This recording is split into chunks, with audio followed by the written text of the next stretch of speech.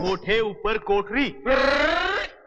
বলিউডের প্রথম সারির অভিনেতা সঞ্জয় দত্ত, তবে তার জীবনটা অন্যান্য তারকাদের মতো একেবারেই নয়। ক্যারিয়ারের গুরুত্বপূর্ণ সময় তাকে কারাগারেও থাকতে হয়েছে।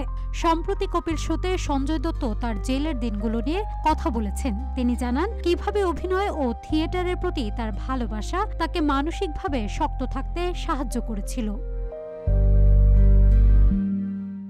সঞ্জয় দত্ত জানান পুনের ইয়েরওয়াডা সেন্ট্রাল জেলে থাকার সময় তিনি একটি থিয়েটার গ্রুপ তৈরি করেছিলেন, যেখানে অভিনেতারা ছিলেন খুনের দায়ে অভিযুক্ত কয়েদিরা। তিনি নিজেই ছিলেন সেই থিয়েটার গ্রুপের পরিচালক। সঞ্জয় দত্ত 2013 থেকে 2016 সাল পর্যন্ত ইয়েরওয়াডা জেলে ছিলেন। শোতে তিনি বলেন, আমার জীবনে যা কিছু ঘটেছে তার জন্য আমার কোনো আফসোস নেই, তবে আমার একটাই আফসোস, আমার বাবা মাকে খুব তাড়াতাড়ি হারিয়েছি। তাদের কথা খুব বেশি মনে পড়ে। জেল জীবনের অভিজ্ঞতা নিয়ে কথা বলতে গিয়ে এই তারকা জানান জেলের ভেতরে কাঠমিস্ত্রির কাজও করেছেন তিনি।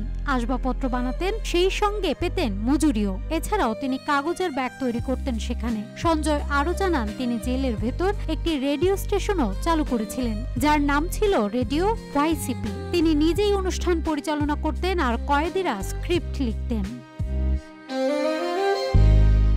প্রসঙ্গত, প্রয়াত অভিনেতা নার্গিস ও সুনীল দত্তের ছেলে সঞ্জয় দত্ত 1993 সালের মুম্বাই বিস্ফোরণ হামলায় অবৈধ অস্ত্র রাখার অভিযোগে 2007 সালে কারাদণ্ডপ্রাপ্ত হন। 2013 সালে সুপ্রিম কোর্ট সেই রায় বহাল রাখলে তিনি আত্মসমর্পণ করেন। 2016 সালে কারাদণ্ড শেষ হওয়ার পর সঞ্জয় দত্ত আবার চলচ্চিত্রে ফিরে আসেন এবং নিয়মিত কাজ শুরু করেন। 2018 সালে মুক্তি পাওয়া সঞ্জু সিনেমাতে সঞ্জয় দত্তের জীবনের এই কঠিন অধ্যায় তুলে ধরা হয়েছে। সিনেমাটিতে রণবীর কাপুর সঞ্জয়ের চরিত্রে অভিনয় করে দারুণ প্রশংসা কুড়িয়েছেন। নিউজ ডেস্ক, রূপালী বাংলাদেশ।